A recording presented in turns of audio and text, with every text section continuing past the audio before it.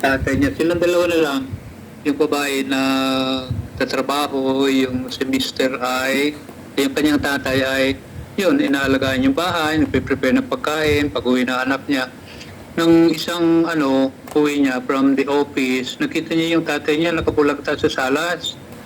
So, humingi siya ng tulong sa kapitbahay, naghanap ng taxi, nirush sa Lourdes Hospital. Tapos doon sa Lourdes Hospital, doon nilagay doon sa doon sa pinagdadala ng mga emergency cases. Tapos sa hours, meron ba chapel dito? Kasi ang pangalan niyo ay Lourdes eh. Sabi ng assistant, meron po dito sa second floor, akyat kayo. Pag-akit niyo sa second floor, din lumuhod din si chapel, isa lang yung dasal niya, Lord, wag mo muna kunin yung tatay ko kasi kami dalawa na lang. Pag kinuha mo pa siya, sulo na ako sa buhay. So that was her prayer, paulit-ulit. Tapos, naidlip siya. Sabi niya, naidlip siya.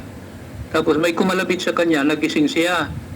Sabi sa kanya, Miss, yung tatay niyo, wala na po, binawian na po ng buhay.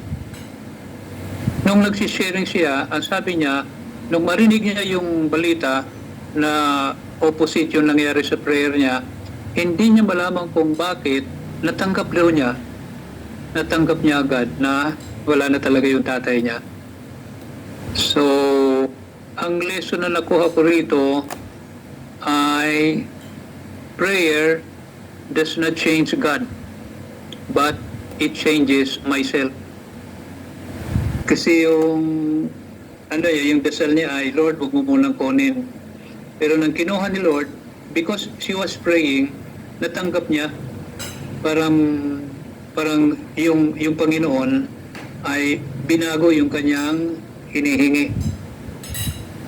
True naman kasi nag-isa na lang nga siya, but after 2 years, nakapag-asawa, and now she has her own family. No, siguro that was one way of answering her prayer. Sabi nga ni Sister Joy, in her own ways, sumasagot si Lord. And I'm sharing